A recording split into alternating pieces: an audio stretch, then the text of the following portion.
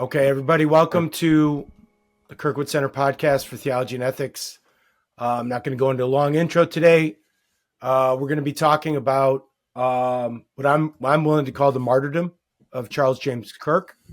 Charlie Kirk, everybody knows now, was murdered 2 days ago, 9/10, which I think is going to be it's a historic moment. I think it's going to be right up there with 9/11. Obviously, it's different in some senses, but when I heard the news, it had the same kind of weight, as far as I'm concerned, as something like 9/11. So we want to talk about this. I got Lenny on, Vice President of the Kirkwood Center. Logan Zeppieri. Logan, are you in? Where are you right now? Are you in DC? Yeah, I'm in DC. All right, Logan's in DC. So yeah, I mean, it's going to be a somber reflection here, but there's a couple points I think.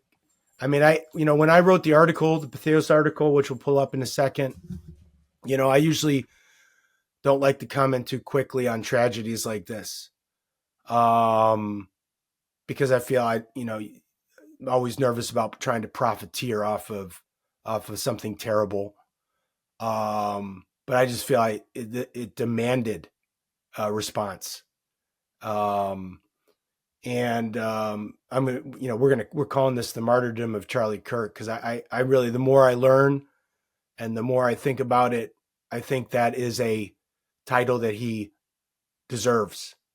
Minimally, martyrdom for the cause of political truth, and which is important, right? But also, and we'll get into this a little bit more later towards the end. I mean, the man shared the gospel repeatedly to hundreds and thousands of people publicly. And although, we still don't know all the motivations of the shooter, I mean, minimally, we say this was an outspoken Christian man who shared his faith in Christ, who shared the gospel explicitly, openly. And, I think that the title, the moniker martyr, is not too strong a word for this guy. I mean, let's just look quickly at some of the details, what we know. Logan, I mean, why don't you give us the rundown of what we know so far, and then maybe some quick reflections on just the facts of the matter. Yeah, Charlie was at his opening event for his American tour. He was if you've been to his events or anything like that where he's talking and taking questions, stuff like that, it was a college event. I think, I don't know, maybe it's one of the situations where I feel like it was so thoroughly covered on social media, and when I got the message that it was happening, it was all just sort of basically, swing by swing updates from when he was shot. There was a lot of unknowns that, about what was exactly happening, his body being carried. I was in a lot of the text chats that were updating, did he make it to the hospital? When he got to the hospital, what was going on? Those sorts of things. But as far as what happened, he was shot in the neck. It was extremely graphic. It was, I think that was probably one of the first things when people were oh, pray for a miracle. If anyone who saw the video, it was immediately devastating. If you had known, I have a lot of family in the medical field or the firefighting field. And when you saw the shot, it was very clear that anything short of a miracle is not looking good. Yeah. But I think those are the facts of the situation, generally speaking. The shooter, I guess, was apprehended just earlier today. It seemed I think they had arrested 3 different people for different reasons. One was ultimately charged with obstruction of justice. Yeah. I think there's probably going to be a lot of investigations on why that happened or how that happened or why there was so much we have the guy, no, he's not the guy, we'll re-arrest the guy for something else. Oh, now we have this other guy, now we have this third guy. That seemed like it was the uncertainty there was causing a lot of drama. And then now, I think right now the whole X feed is just, how they find the gun, who they find, does he match the original description, does he match the video description? So now it's just all this. That's kind of where it's at now, I think. I mean, one of the things, and Lenny, one of the things, and you speak to this too, one of the things that I've started worrying about fairly early, and I think it's just inevitable and I guess unavoidable, given the way our culture is right now, is the slew and the onslaught of conspiracy theory stuff that comes out. I mean, there was one that was so ridiculous, and it looks like it may have even involved Frank Turek. Right. Where the hand signal. People were putting up a picture where Frank Turek was in the background. He had a white hat and a white shirt on, and he was just like touching his hat right before the shot. And somebody was spreading this idea that this guy behind Charlie Kirk was giving hand signals to the shooter, which is so stupid if you know anything about sniping. You don't need somebody on the ground giving hand signals next to your target. You got a scope on. I mean, it's so bad. But I'm one of the things that, and I just don't know how to avoid it. But you know what's going to come as well. Like the Mossad was behind it. That'll be there. That's already been out. That Trump was behind it because of the Epstein files. So, I mean, I really like it, which just adds sort of like an air of. It adds more malevolence and stupidity to what is already something that is difficult enough to process, right? But I don't even know how to deal with that. I don't know if you want to speak to this. Well, there's two aspects to this that I want to talk about. First of all, yes, you have the social media diarrhea, that everybody who has any thought that's popped into their heads spews it on social media, and somebody else picks it up and runs with it. Now, you have to realize in this case that most people have no idea what they're talking about on all sides of this issue. So, for example, there is a sub idea circulating that it couldn't have been, it had to be a professional hit. This was going on quite a bit. Oh, it had to be a professional hit because it was from a far distance using a scope, this kind of thing. Well, you wouldn't dismiss that by talking to anyone who's done any kind of sniper training. They would never aim for the head. They would never aim for the neck. You take you aim for large center mass of the body. I mean, just because of, look what happened when the attempted assassination on Trump. You turn your head between the time the trigger is pulled and the bullet reaches the target, and you miss.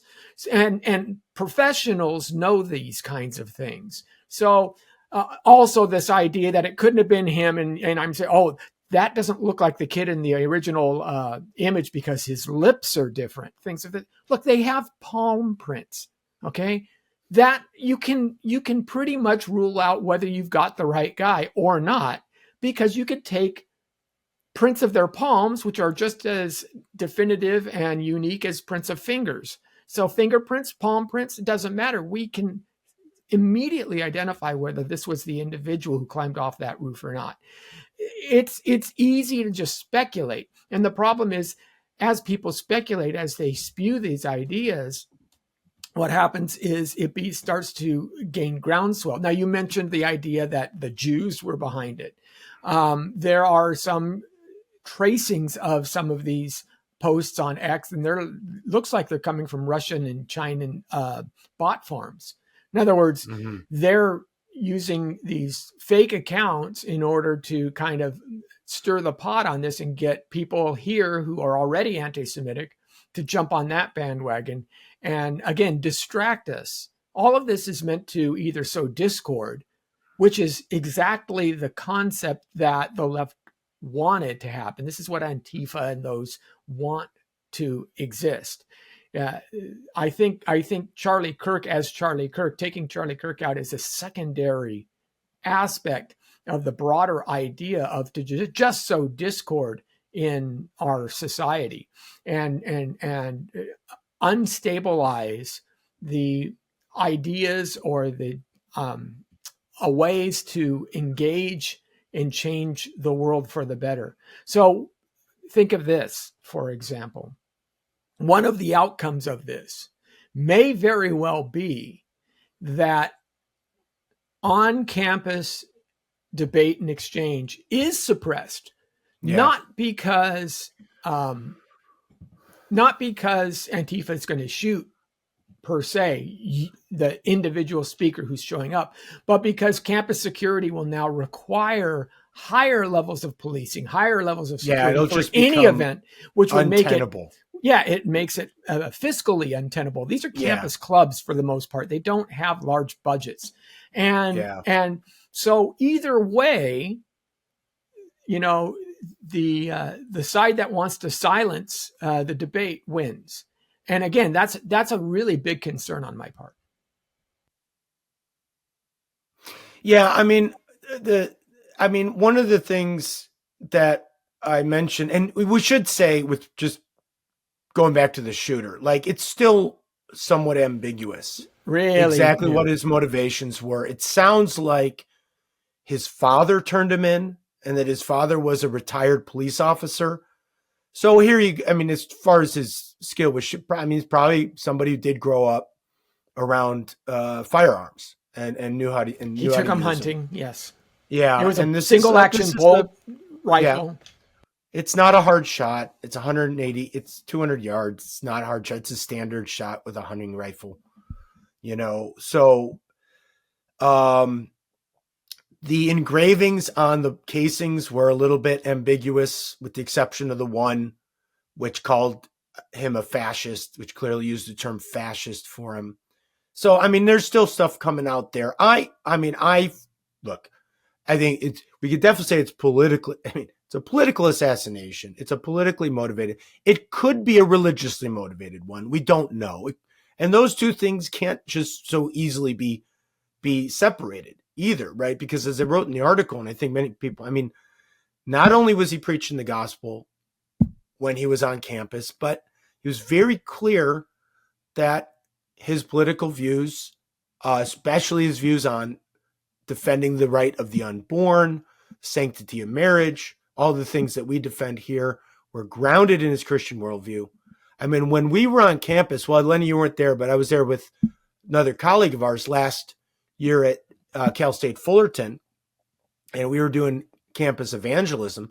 I didn't know that he was that outspoken of a Christian. Then when everybody was rushing to see him, they were kind of running by our booth, to get to him. And later, when I started watching more of his videos, I'm like, God, he's talking about Jesus all the time. Yeah, I think it's a really interesting dichotomous case study if you put these two guys together, because Robinson is only 9 years younger. And it looks like he came from a fairly traditional and somewhat conservative upbringing. I don't know. Again, we don't know a whole lot about him, but it does seem to be that he inhabited certain Antifa chats and Discord and things like that. And he did have the slogan, the Italian song Ciao Bella, that Antifa adopts. Reminiscent of the Italian resistance. That's right. The communists, specifically communist resistance to Mussolini. Right. Yeah. Right. So, but here's an interesting thing. And I'm just going to say there are many students, and what was more heartbreaking and what we can actually know is there were people going on other campuses that same day, videotaping student reactions to Charlie's assassination. And the students expressed joy, expressed happiness. They had been definitely inculcated into this ideology and into this cult. And when Charlie Kirk first at 17 or so became politically aware and politically engaged, he started down the path of trying to establish conservative ideals and push those. He wasn't engaged as a on fire Christian. He thought religion was very nominal. Right. It was Al Mohler made that point recently. He said when he first met Kirk about 7 or 8 years ago, Kirk was almost like reluctant about Christianity because he thought it was hindering. But he must have had some kind of. But this is the point. It's like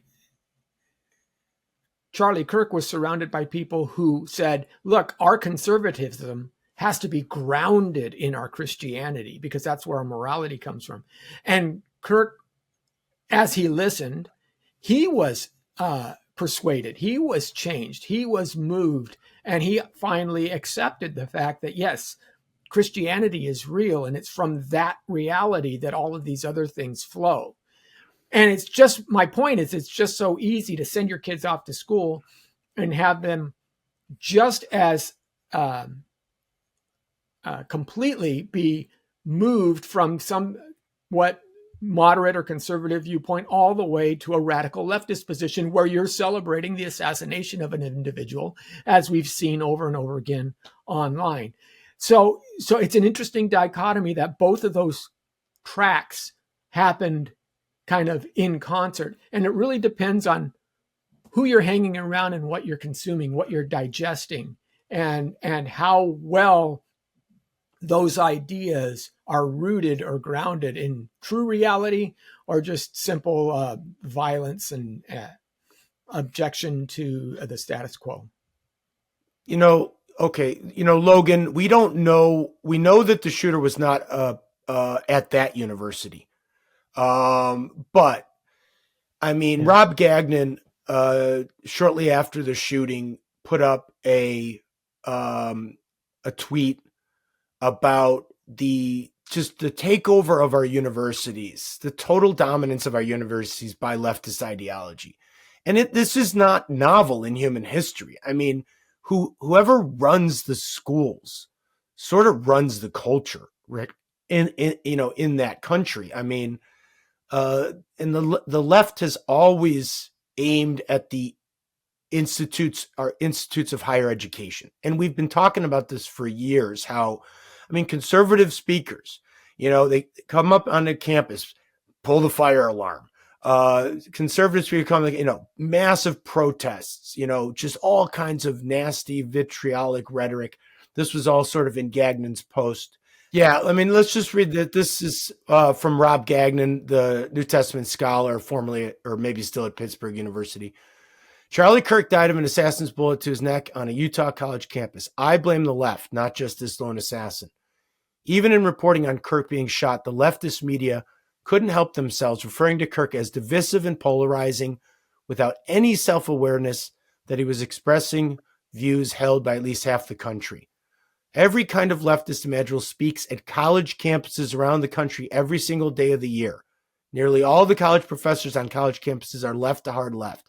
And we know this from talking to guys like Corey Miller and stuff, right? The statistics on left to right at all the major universities they're incredible. They're totally disparate. Leftists run no danger of being shot, but a conservative who speaks on campus puts his or her life at risk.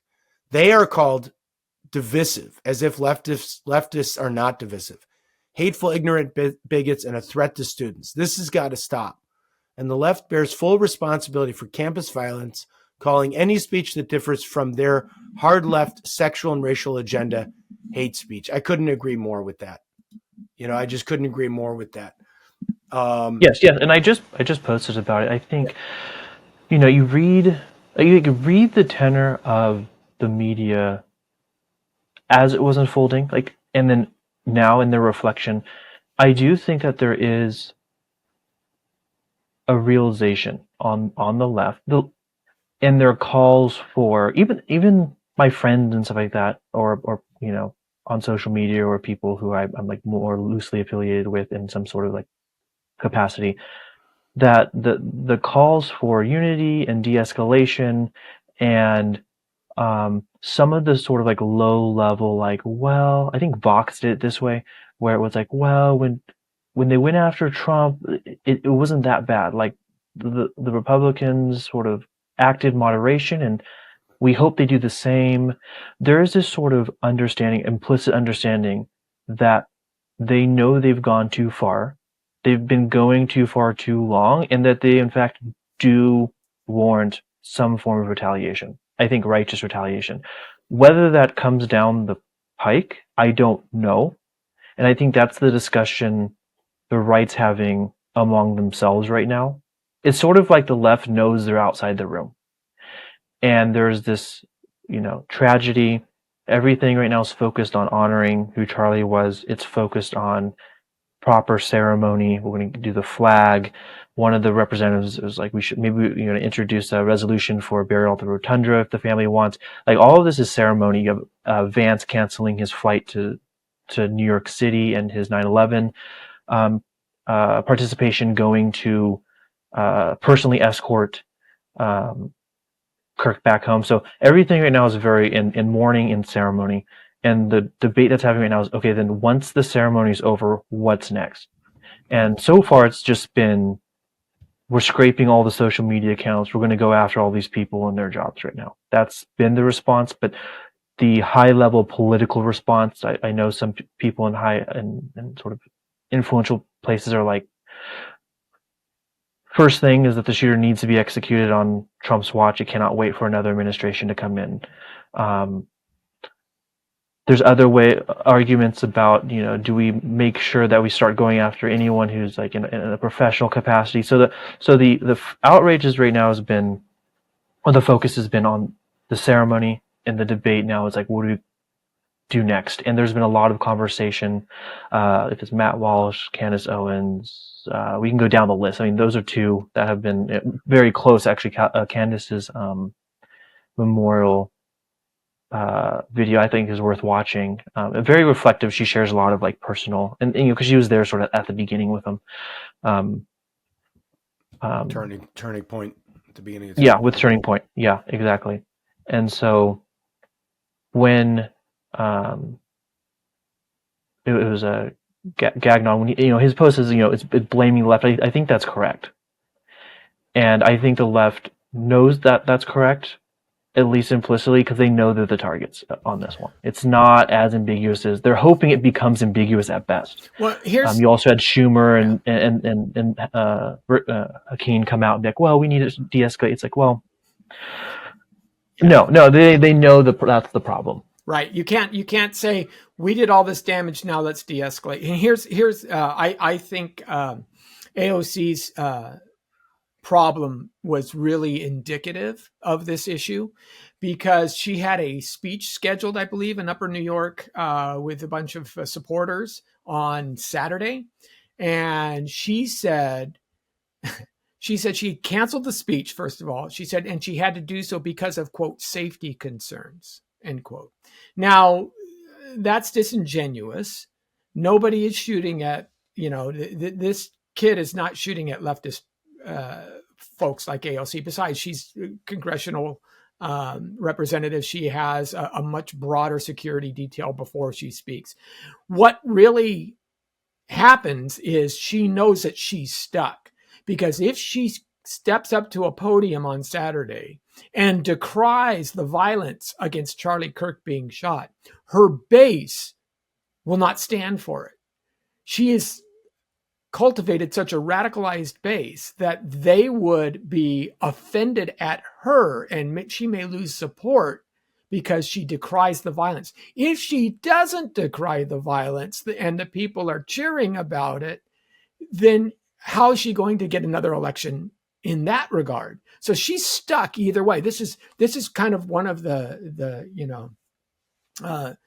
problems. This is the Gordian knot that the left has tied for itself. It's just, there's just no escaping it. There's no good way out. So what they want to say is de-escalate, dial the temperature back, and then we can go back to the rhetoric that we have used in the past. Yeah, I'm not hopeful. I honestly, I'm not hopeful. It'll get dialed back momentarily, but it's just, the pattern is there. I mean, there was a good article by, I think, Jim Garrity in National Review about moral equivalence, where he goes through all of these apparent attacks on liberal or left-leaning politicians. And the thing is, when you look at like the Paul Pelosi attack, or even this attack on, what was it, the Minnesota, Logan, was it the Minnesota state representative and his wife? Yeah. I mean, the people, the perpetrators, it's hard to say that they were politically motivated. The one guy was just both of them looked just absolutely nuts, like deranged, just, especially the Pelosi attacker. Now, that's not to say, and I put this in the article, that there isn't a right-wing version of political violence. There always has been, and there certainly can be. But the pattern is I just think obviously in the other direction. Well, that's the thing that I think most people on the right do see. The radical right is primarily located in these fringe areas, and the left will be very open about it. They'll be like, oh, on this Discord chat, or on this or that or that publishing house way over in the corner. But when you talk about radical leftism, you're just pointing to the local teacher.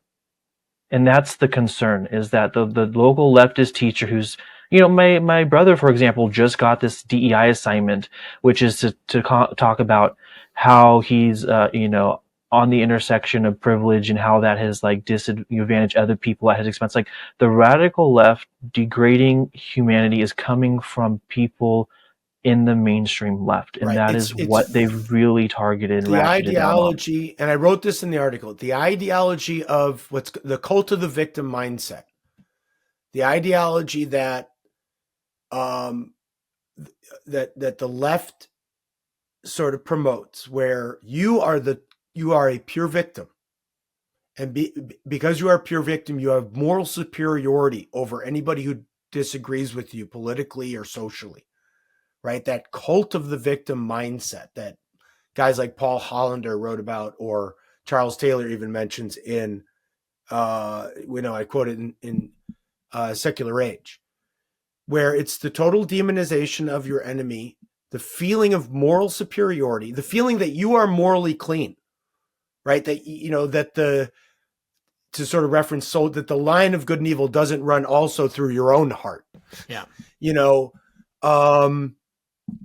And then also it's like, I hate to say it, but it's a godless sort of it's a godless platform. If there's a moral law on this platform, it's made up by the platform, by the political party, right? This is not look at everyone on the right has seen this. When you'd go, every time there was some tragedy or something, yeah, there was all the left. Maybe like 10 years ago, you could probably see the beginnings of this, where anytime there was some heinous act or like some heinous left-wing ideology you just didn't, take your shirt off and support, it was unfriend me, you're a horrible, evil person who wants to kill all my friends. Like, it was always unhinged and deranged for so long. And the right would be like, most often the right would be like, well, I would never believe something like that and tell my friends to do it, so I'm not going to unfriend them. And then ultimately you'd post something like, hey, we need to pray for our country because of this, and then you'd be attacked. Prayers aren't good enough. You're just condoning violence, and they'd unfriend you anyways. And so, like, this has been going on for so long. We've sort of imputed what we think is the left's moral response to us, but it's just not. And I think with the assassination of Charlie, it's hitting more people, not just people on the right, but even some of my centrist friends who I would get into like full arguments over different moral contentions, because they're like, I think the left has something good to offer, I think the right has some good offer. They're posting now like, no, it's over. Like, I cannot ever vote for the Democrat Party until they totally dismantle their entire philosophy and rebuild something new. And this is what we're seeing, is like they're finally getting it, that it's not so much the right's call to view the left as your enemy and not as your neighbor. It's the right, finally, the message getting through to even the centrists that the left actually hates you, and they've been posting it for years, and they've meant it. And these aren't just like fringe people. These were people on my like friends list that I knew growing up in school and Christian camps that have been saying, you, Logan, are an evil person because you do not support my ideology. And and I left that, a few years into it, like, it's going to get worse, but it's now the centrist people are realizing, like, I think I'm projecting a moral response that the left has not held for a very long time. And like, when I had family that saw this, like, they told, oh my gosh, Charlie died, and they would laugh. My family was like, this is like monstrous. Yeah. That it's not just a difference of like textual opinion, but there's like a dispositional, like soul level distinction that's going on. I had some friends being like, texting me like, I think we have to segregate the left and the right. Like, they're realizing like it's actually a difference of the heart, and it's not a difference of just moral or like a weird social media quick share. It's like, no, these are like meditated philosophies that have grown into like emotional it's a demons. Like, it's deep-seated horrifying. mindset. It's a deep-seated Yes. mindset that is brought about by ideological subversion over time, where you now have a generation. And again, I think the component here, the Marxist component, is and I'm speaking as if I'm on the left. We are the morally pure, right? And this is part of Taylor's show, and we are part of the solution. We are the solution to the Yes. world's problems because Yes. we're morally pure. So there's no sense of like, remember when Chesterton writes, "Dear sir, what you asked, what was wrong with the world? I am." There's no sense of that. Like, you got to be able to say, I'm also part of the problem. Like, the things that I've done wrong, the things that I'm capable of doing wrong, I'm part of the problem. And it's just like there's this whitewashing of the conscience that the leftist, that the ideology itself engenders. And they will say, and I push this against my leftist friends. They goes, no, I believe it's a social issue. It's a social issue. I'm like, no. The only time you believe it's a social issue that we need to de-escalate is when you guys have gone too far. When you're burning the United States down. When there was the attempt on Trump's life. Anytime there was a clear, indisputable example of when the left has gone too far, that is when they're interested in saying, we are now to blame. But anything outside of that, it's always one-sided. And as you said, it's always that view. The left is the solution, the right is the demons and the horrible, and they need to be removed from society. Yeah, I think we see this actually most explicitly in all the false flag operations that we've seen. So Mattress Girl, right? The declarations against the Duke lacrosse team, and there are many examples of those on the left trying to create a tragedy or an oppressive system or a supposed rape or things like that, which actually, right, Jesse Smollett, I mean, pick your poison, right? We need to change the system. And so lying and subterfuge is the way we have to do it, because we simply can't find a critical mass of actual incidents where this thing occurs. And part of the problem here is, as you're saying, what is baked into the ideology itself. For conservatism, and this is one of the things that I'm writing, the idea is to conserve. The idea is to maintain those aspects and those structures and those traditions that have served humanity, that we've understood, grown.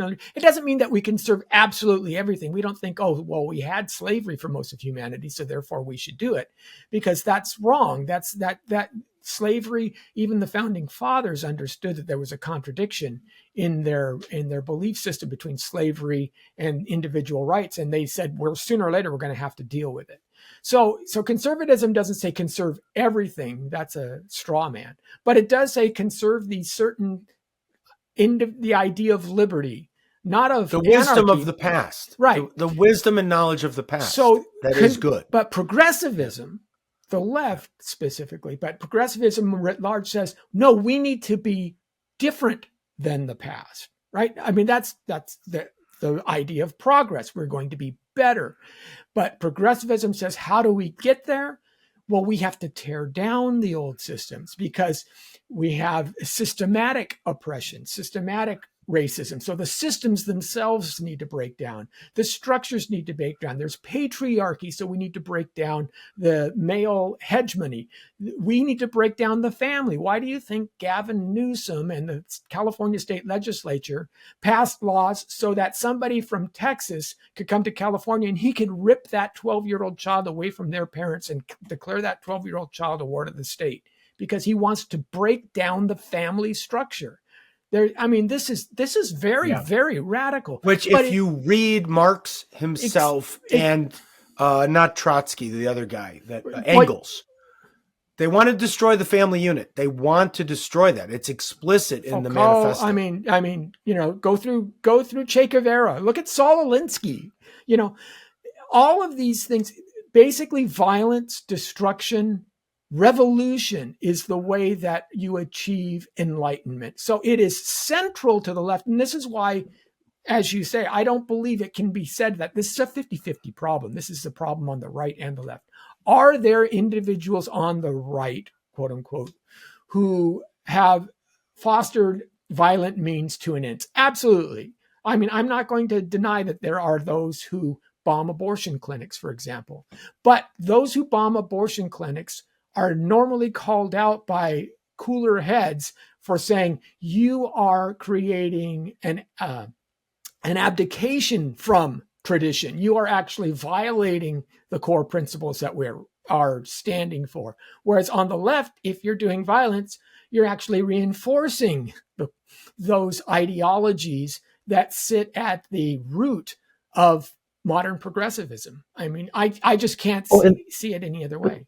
But this would be like my response, because I think that like the idea of, oh, they want to break down things, if it's families, if it's certain religious institutions, if it's certain ways of life, I still think that's a little bit too sanitary, even for like the conception of like natural human discourse and livelihood. They think that they're actually vile. It's not just the breaking down. They want to destroy. I think Tony said that they want to destroy these things. They do think that they're evil. It's not just, oh, we need to break down the family. And these are people who, you know, would write and say like the family is like a concentration camp. It's not just to say, oh, the family has some sort of rigid, principles and slightly inflexible. They are saying that the family unit is in fact evil, and as a moral justification, or as a moral duty, it needs to be torn down. And that's where I would say that I would say the byproduct of moral conviction that has no resolution in almost every case turns to violence. And so in anyone who holds moral conviction and that moral conviction is postponed by evil, it always resorts to violence in some way or another. And so when the left, the left has their moral views, and their moral views have been postponed by what they believe is evil. Their moral views of destroying the family has been postponed by people on the right. And like so Charlie those Kirk. Have to be destroyed. Yes.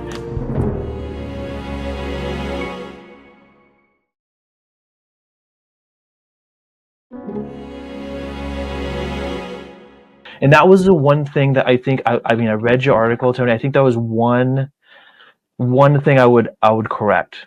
Yeah, tell me. Because, go ahead. Because this is what we do. We correct each other. Yes. I think it. Yeah. Because it's. I did write it very quickly the night of. So no. Well, I think you did the right thing. Yeah. I think it's because so shortly after he was assassinated, there was a lot of back and forth, like, because the first thing that came to everyone's mind was like, not the first thing that came to everyone's mind, it was like, there were those who were his friends and family. And I think everyone understood like the response of the friends and family as being tragic and horrifying and all of those things we all inherently understood. What I began to notice very quickly was among those who were not necessarily his friends. They could have been people who knew of him. I would say I put me in this camp. I didn't text Charlie. I knew of him. I had seen him a few times. I'd been a few of his classes.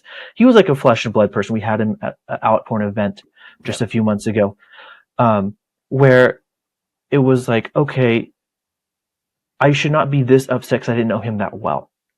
But so many of us would go back and go back, but we are very upset. Yes. I had a friend even email me, he's in law enforcement. He's like, I sat down and talked to my family about this. Like, there's a level of risk to my job. And I told my family this, like, if I were to die in my position, I would realize like it was a risk I was willing to take, and that was the natural consequence. And it would be troubling and horrifying, but there was at least an internal logic to that would say, not that it was justified or expected, but that it was just a risk. Well, he said, but when they were thinking about Charlie, it was like there was something very much different. And when I would talk to different people, there was always like this idea of like he was like the kid that everyone like loved in a way. Like he was trying to do what he thought was best. Yeah. He had these few biblical principles and that turned into, political stances. He was going out, he had this sort of like, it was almost like this like like in the Tolkien sense of mythology, like there was the young guy who was like, I know that there are a few things that are right, and I'm just going to, go out and see how I can do this. I don't have a plan how this is necessarily going to work or where it's going to land, but I'm going to go out and do it. It's like this. I was talking to a friend over lunch. It was like that, like what youth is praised about in every book of fiction that you read, the idea of just sort of throwing caution to the wind and going out to the world and seeing what happens. He did that, and he had more success than anyone could imagine or even hope for. And then and then I think what becomes difficult is like he did all those things, and then you said something. I'm trying to find where you said it in here. It was like he did what he was finally killed by those he was fighting against, or something like that. Something like that was in this. Yeah, the ideology he was fighting against wound up killing him. Yes. But I think it was more than that. I think it was like he was killed by the ideology he was fighting against with the people that he loved. I think that was what, in a very important way, pushed people over. That he was not supposed to be part of this like calculated risk of like a political operator. He wasn't signing bills. Yeah. He wasn't arresting people. He was going to places where difficult conversations are supposed to be happening. And it was sort of in that, and that was the risk. I mean, before the evening event, where he would be like, everyone who hates me, please come to the front. That's who I need to talk to. Yeah. Right. Yeah. And it was, and I think on top of that, which was so, like despising and cowardly, as to know is the person in the very back that ended up shooting him. Right. It wasn't the person who was invited to the front. Yeah.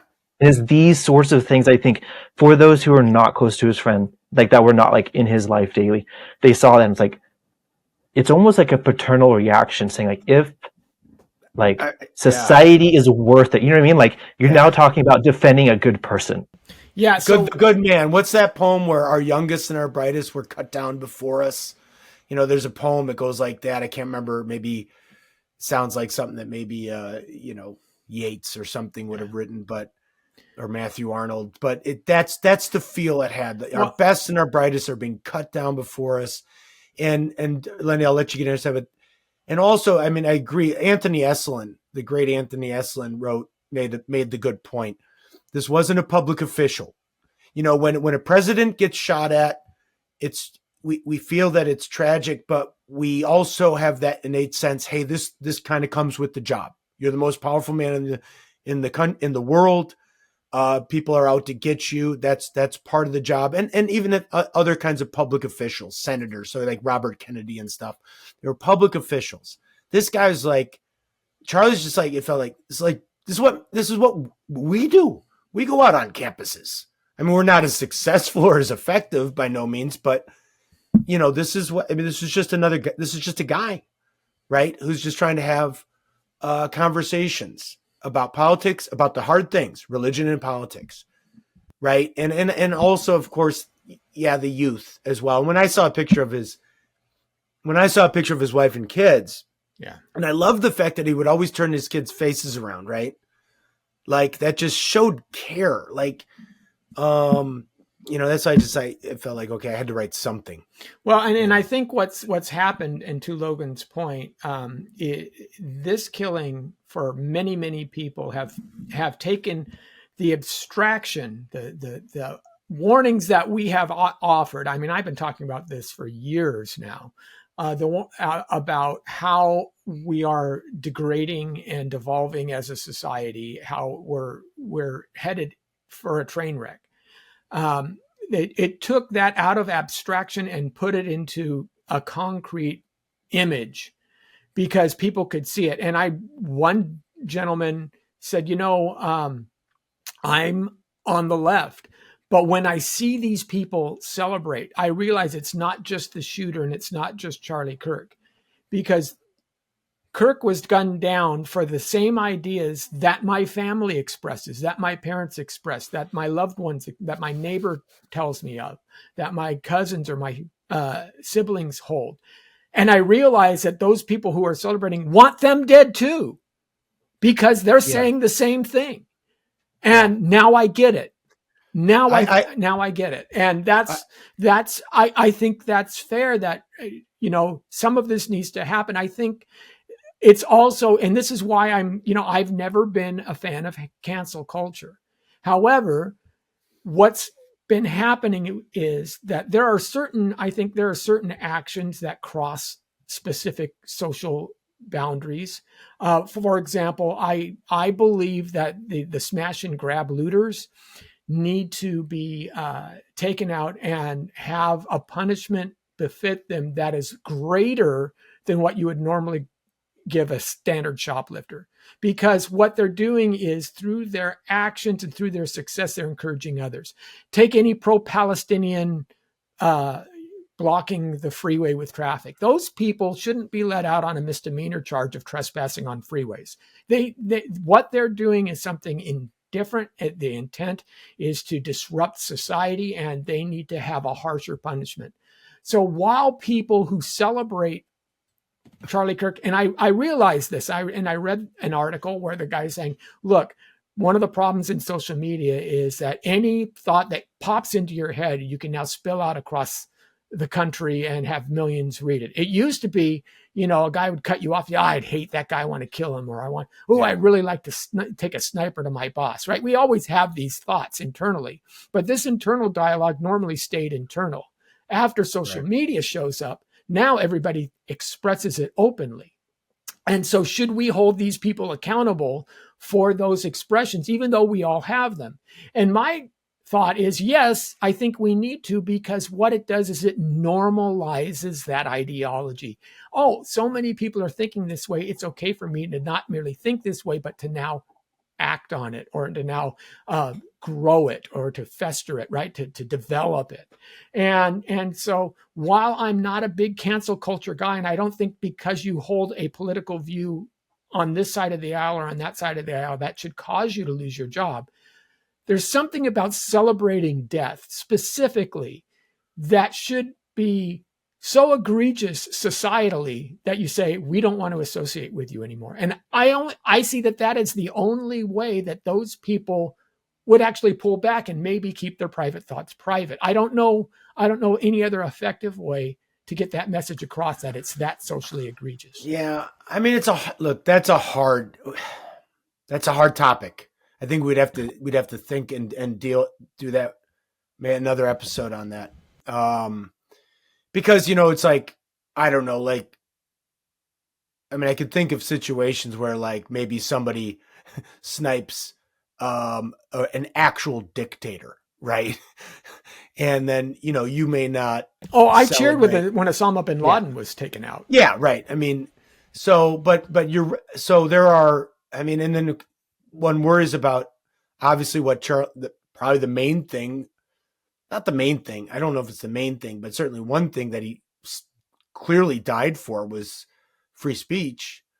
So, I mean, but yeah, you're right. At the same time, there is a boundary line at some point where, and it might depend on what office or role or function a particular person is fulfilling. Whether or not, there'd have to be investigation case by case into, but yeah, I mean, I would think like Babylon Bee put up a Not the Bee article where they listed off just several tweets that people had posted after Charlie's death, very just egregious ones. And like school teacher in Oklahoma, principal of a school here. And like, obviously, I mean, I think that those people should get fired. I mean, there's got to be some consequences for this actions. Isn't what I'm saying. Right? Like, it's not just a free speech question. Like when Lenny said, like, oh, of course I celebrated when Osama bin Laden was killed. It's like, and the assumption of that is because he was like a clearly evil person who did clearly evil things. But when you see people doing that to Charlie, like that's the same belief structure. Oh, of course, it was like a clearly evil person doing clearly evil things, and we're looking at someone who's like a clearly good person, clearly doing good things. And that goes back to the point that I'm saying is like, we're at a point where if the right doesn't do something, and I think the Trump administration, based off how their higher officials have at least been messaging, you had Rubio basically say, foreigners who celebrate the assassination are not welcome in this country. Give us their information. We'll revoke their visas. We'll deport them. Seeing how Vance responded, seeing how Trump basically connected this assassination with his attempted assassination, and that the leftist ideology must be dismantled. And he expanded it to the attacks upon our judicial system, upon our law enforcement. The Trump administration, at least it seems like by their messaging, they're grappling with this idea of like, if there is not a significant enough response, a proportional response to the crime that was committed and supported morally by a vast number of people, what happens to the right's political structures? Because those will collapse when there's a clear moral conviction that does not end with some form of real consequence. Right now, it's a little bit more vigilante in the sense they're just using sort of the free market of ideas and saying, hey, business owner A, or business owner B, look at what your employees are doing. Do you agree? And they're firing them. And that's been sort of like appeasing the interest at this moment, because there is a great moral transgression and there should be consequences for like gross moral misbehavior. The question is what kind of official action is that going to look like? And I think that's what a lot of people are really trying to like figure out. And if that's sort of the, obviously pray for Charlie and his family and TPUSA and all of those. But the big, I guess the administrative prayer is the wisdom to know we do need to respond proportionally. Right. And I don't know, and the left does, I think, know that there will be a response, and I think they're afraid it will be proportional. I think it would be wise for it to be proportional. The caution, of course, is it becomes disproportional. Right. It needs to be legal and to the full force of law. And that's a very, very important point, and I think we need to shift this because there's a lot of folks who may be listening who are Christians and understand that. Yeah, I want to shift to the Christian responses. Because part of the problem in our society has been that our politics, we use our politics to help shape our religion as opposed to be using our Christianity to shape our politics. And when I say, it may be appropriate for certain individuals to lose their jobs, I'm not even saying that everybody who celebrates should lose their job. There are foolish people who are young who have bought into this, and let's put it this way: the millennials and beyond, Gen Z, Alpha, have it really tough because their adolescence and their college years are captured forever online. And if you were to hold up most anybody's mistakes that they made when they were young and stupid, oh my gosh, how many people would be able to pass for this? And this is why I'm concerned that even if you are complicit in that regard, you have to be, as a Christian, you have to understand that before Romans 13 is there, that the government does not wield the sword for no purpose. And legally, appropriately, the government, the legal structures that we have should take action. But before Romans 13, you do have Romans 12 that says, vengeance is mine. I will repay. Pray for those who persecute you. You have all of those scriptures as well. And we can't simply demonize every single individual because they have a D after their name.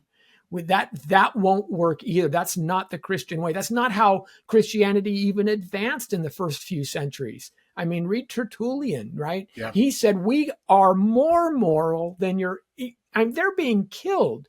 Christians, Stephen called out, he did verbally call out the hypocrisy of the Jewish hierarchy, but he was willing to be stoned for it. Jesus was taken, and there is no greater affront or violation of morality than Jesus being arrested and basically executed for something he didn't do. And yet the guy who was arresting him, who had his ear cut off by Jesus' disciple, Jesus healed him. Jesus healed Malchus's ear, even though he was in the act of perpetrating a crime against Jesus himself.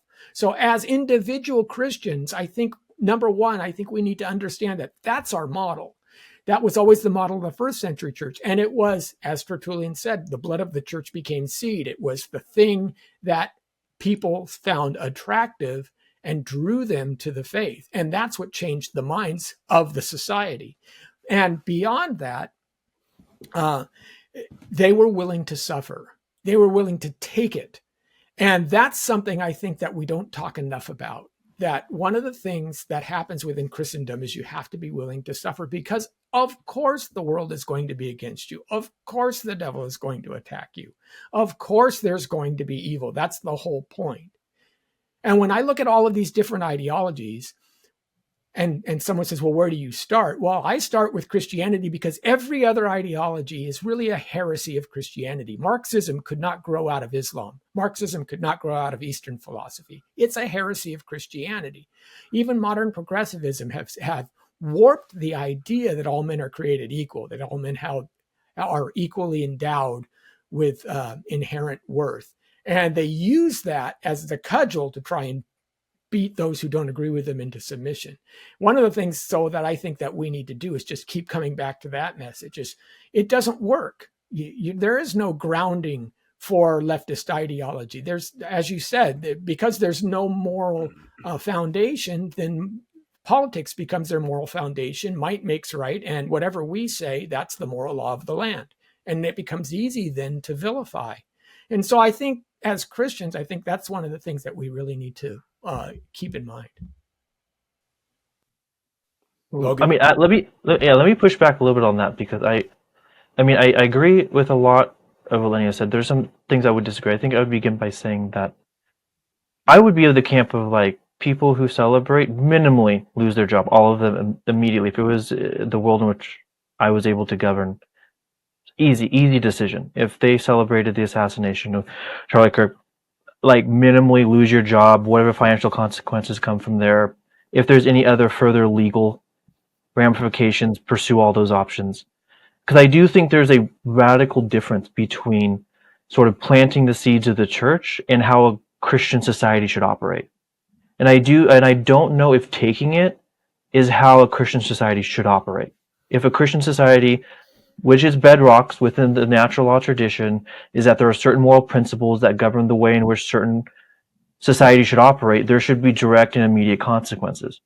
And I think that's, the idea that law should be the reigning order of things is an inherently Christian principle. I agree with that.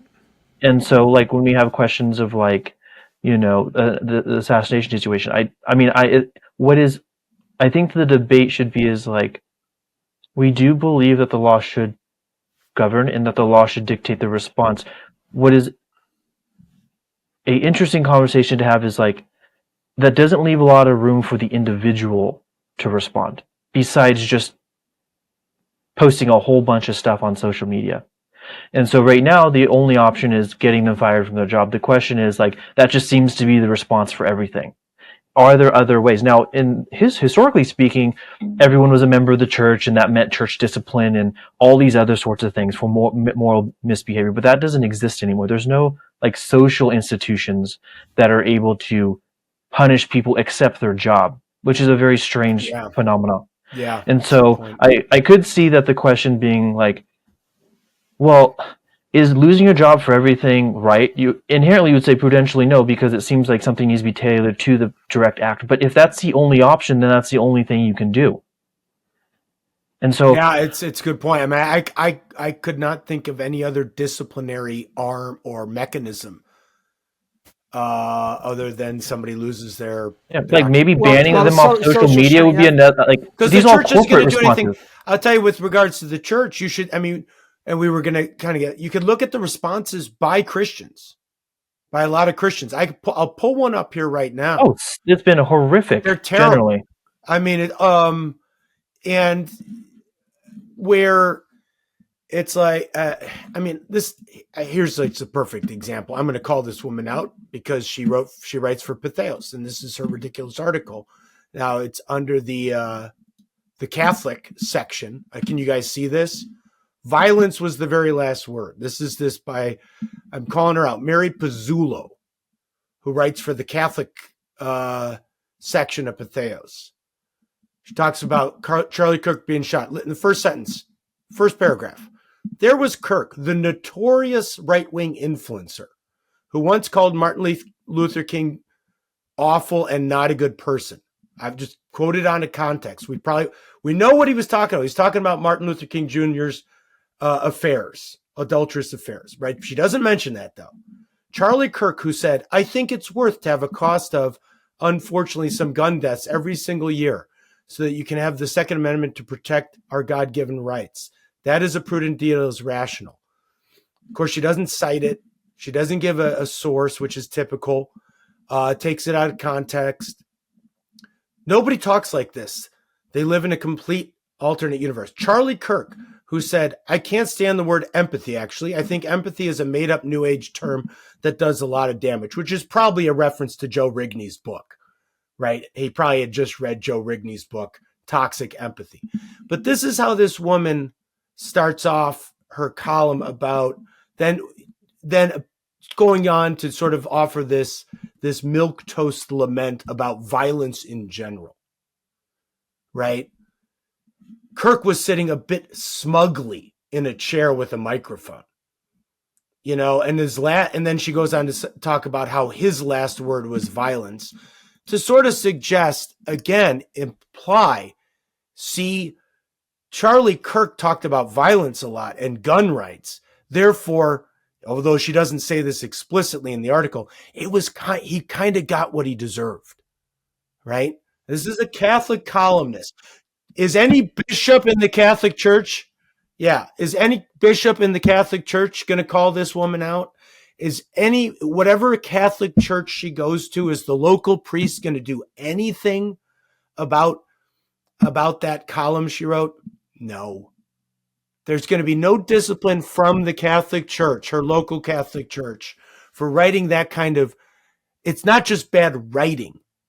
It's implying that he sort of had it coming, didn't he? I'll call her out when I get around to. Well, we just did. I hope she sees it. Yeah, but that's been the by and large Christian response. The point that I'm trying to make is like the conversation that I think should be happening is what does, like, for the right. The left is, because the question, okay, so the question of the right should be, what does punishing people on the left look like? That is the conversation that should be happen. But when you tell Christians that, they're like, well, that seems so bad and unnecessary, and we love our neighbors. Like, okay, you're already being punished by the left. Left and right all the time, they're going to go after you. They're going to go after your jobs. They're going to go after your family. They're going to go after anything that you've built that you're happy about. They will try to demonize those things. And they have done that for a very long time. It's not isolation. The question, though, is in a Christian society, and I mean broadly Christian society, that holds to fundamentally Christian foundation for its governance, what does it look to punish people who morally flaunt that foundation? What do you do? And we don't have those conversations. And we should, and I don't think the Bible is against having those conversations. I don't think there's an inherent view of saying, again, like, there needs if to you be punish something. people. Yeah, and it's like, and that's what I'm saying. And the idea that we would even have a conversation about the extent of punishment for an assassination just shows how much it's gone one way for so long. Like, there should be questions about, like, punishing your neighbor for, like, being indecent, right? Like, and I'm not even mean indecent like going in public naked. I mean like just indecent behavior or like low level immoral behavior. We're not even talking about the level of like crime.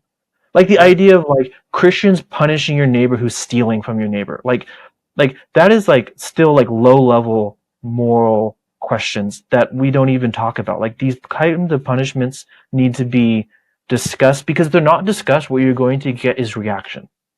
Because, and again, I'm going to go back to this, like, if you have strong moral convictions, and the Bible has strong moral convictions, you're going to hope or seek justice. And when you have a government that is supposed to be doing those things, you're going to look for those avenues. But if you don't have the means to have those conversations, or have the conversation what the means should look like, they're just going to be reactions. We can't just be doing reaction. We need to be having these discussions so that we have a premeditated understanding of what we're doing, the extent of what that's going to happen. And I think that's what's going to be happening in the next couple of days anyways, like, or maybe in a week or so. I think it's going to be most primarily ceremony and sadness and reflection for at least a week, 2 weeks. And then the question is going to be, okay, so what does the punishment look like and how far are we going to go? Yeah. Yeah. Well, I think one of the and it's tough in decades past, in generations past, there was a much firmer social cohesion, even within communities. It wasn't necessarily even church. I mean, you wouldn't go to different churches, but you would go to the same Elks Lodge. You knew all your neighbors across the street, and I think Charles Murray in Coming Apart makes the point that the manager and the floor worker in the warehouse, they lived on the same street. Yeah. The manager would buy his suit off the rack. The floor worker would be blue collar guy, but they still saw each other at the grocery store. They still said hello, talked about the lawns, things like that. Because that existed, then the community would also police the actions of all. So, for example, if you watch It's a Wonderful Life, and George Bailey, right, as a kid, doesn't deliver the drugs, and the druggist is the one who slaps his ear back, we take that as a shock. How could he even imagine child abuse? But no, that was common in those days. Everybody understood that for the sake of the community, nobody should rise themselves above it. Now, he was wrong in that instance. He misunderstood. But the idea of the entire community holds a responsibility was mitigated by the fact that the entire community knew each other. So if one person stepped outside of their bounds and over criticized or over punished, the other people in the society could pull him down too.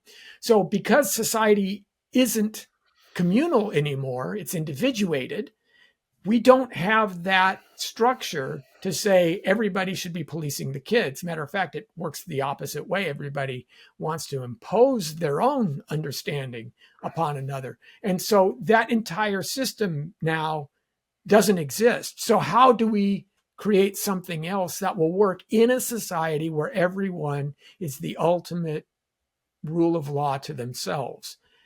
But yet connected. But you have to live in a society. Yeah, you have to live as a culture of interconnected people. Yeah. And I don't know what that answer is. That's a really, really that's hard a big question. I mean, that's a big question. I mean, this is like the small town community. It policed its own because everybody knew each other. You had real relationships, which is one of the things that Kirk obviously was famous for, right? I mean, the quote, one of his clips going around is exactly about that.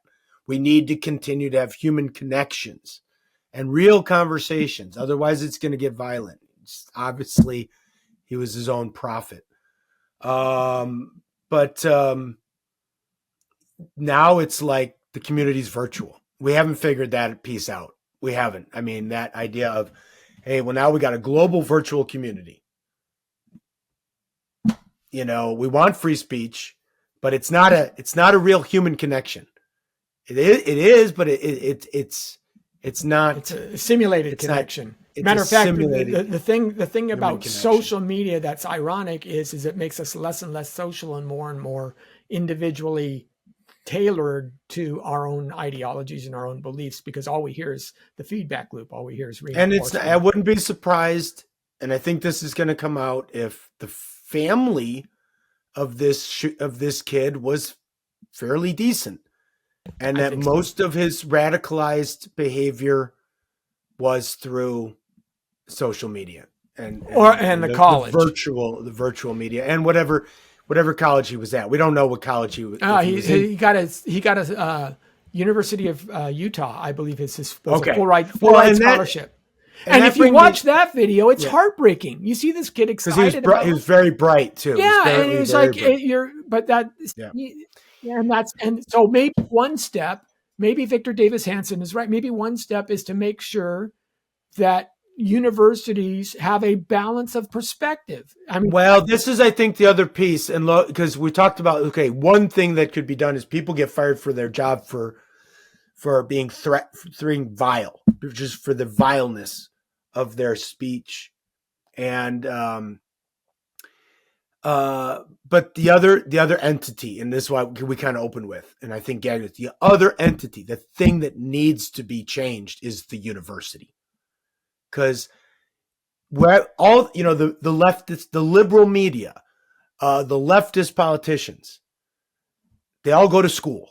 I mean, this was Francis Schaeffer's, I think, maybe I don't say his great insight, because it goes back to Plato. Plato understood whoever rules the academy is going to rule the society, right? Julian the Apostate. I've written about this so many times. What was the first thing he did when Constantinus II died? And he came back in as the last of the pagan emperors. Get all the Christians out of the schools. Forbid the Christians from teaching in the schools. Got to repaganize the academy. And if that does not change, if there's not a real turn, and that's why Charlie was on the campuses. That's what he was doing. I mean, he knew that. I don't know if he knew that from reading Plato or reading about church history, if he just sort of intuited it, that you got to get the schools. You got to get the educational institutions back on track, because that's where the radicalization always happens. Always. It's interesting. I read an article in Reason magazine this morning talking about the question of violence and asking, where did all of the violent people from the early 70s go? If you remember, there was quite a number of different terrorist type attacks throughout that period. And he said, well, they really didn't get arrested. They got put in academic positions.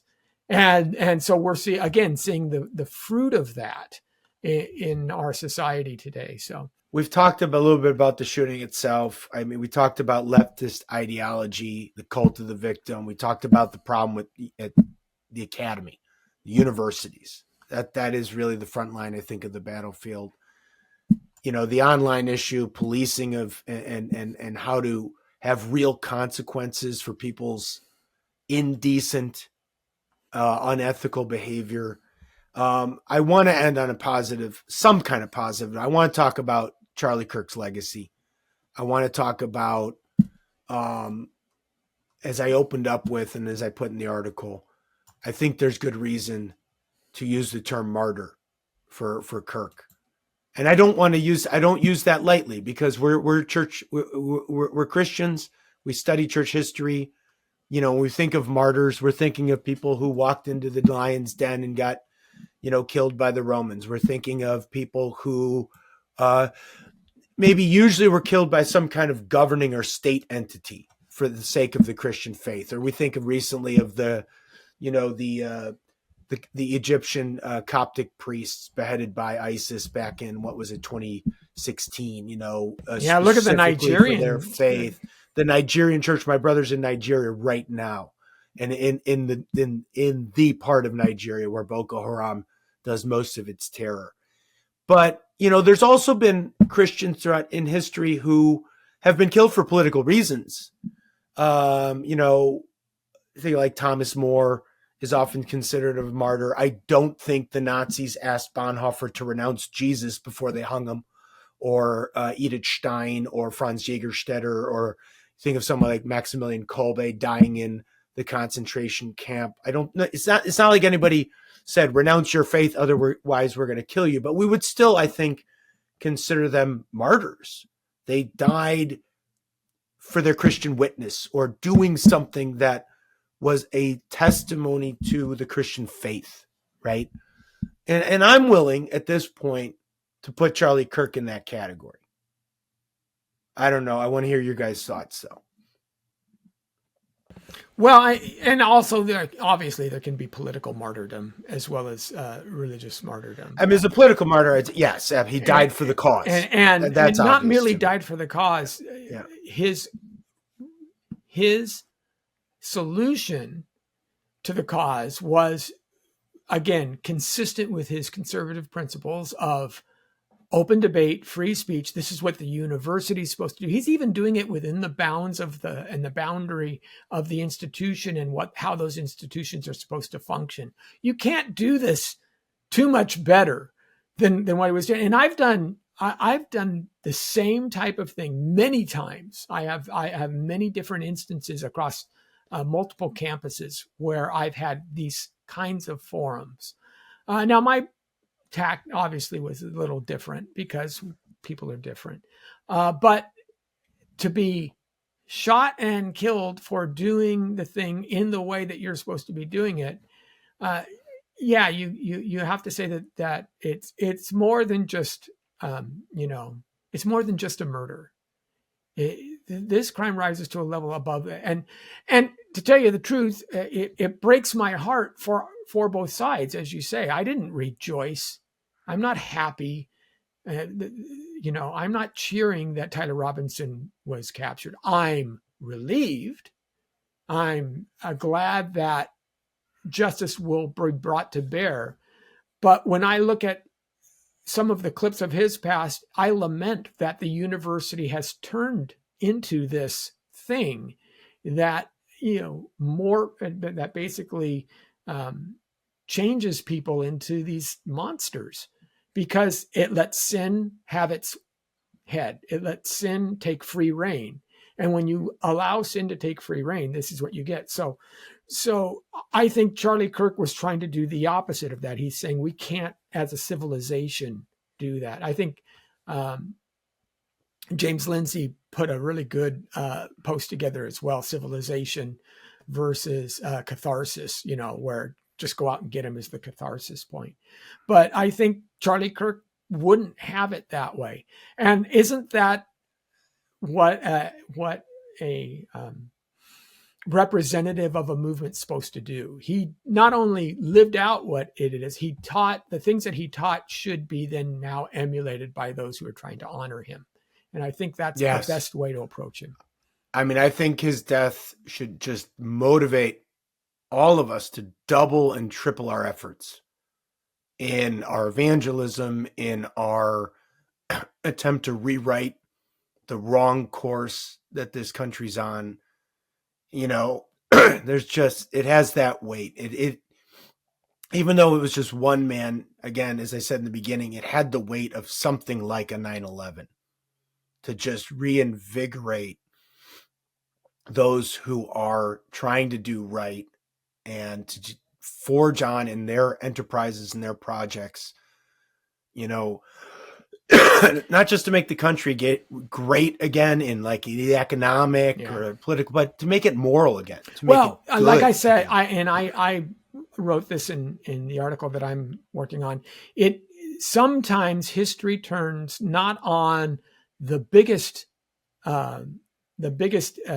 events, but on small events that encapsulate something that has been festering for a long, long time. So, for example, Rodney King.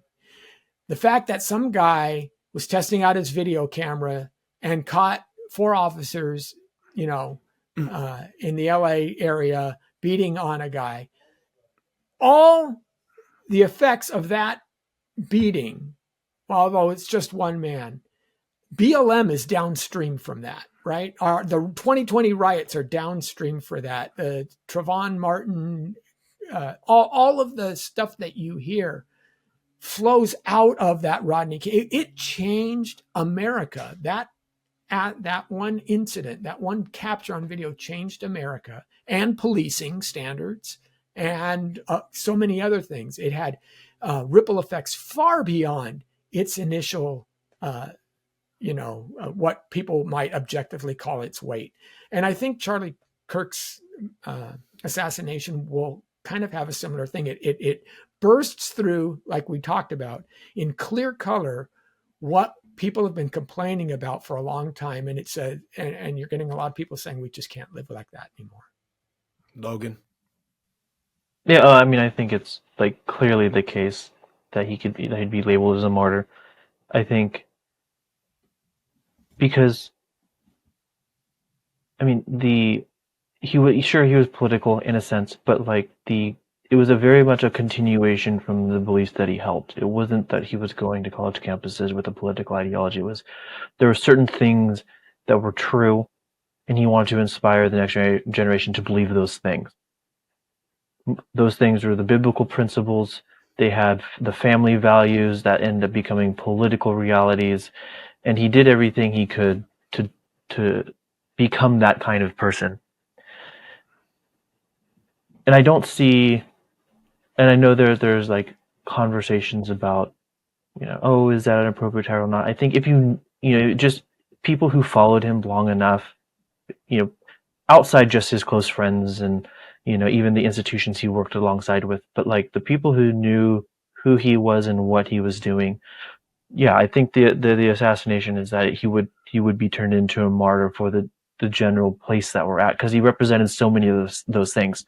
Like, and I think we were texting about it like the day of or the day after, where it was like, it's hard that, like, you know, he wasn't a pastor or something like that, but it was just so thoroughly interconnected. And even the other things, like, for example, there was this like post I shared where, I mean, I shared it when he posted it a long time ago, but it was like, he just said, get married, have kids, and stop partying to oblivion, leave a legacy, be courageous, happy Sunday, God bless all the parents out there. Like, it's such an intersection of sort of like the human experience in a way. It wasn't just a theologian or just an academic or just an activist or just a parent or just a concerned high school student who had, it was like, or that had a problem with his teacher. He was just sort of like the intersection of all these things.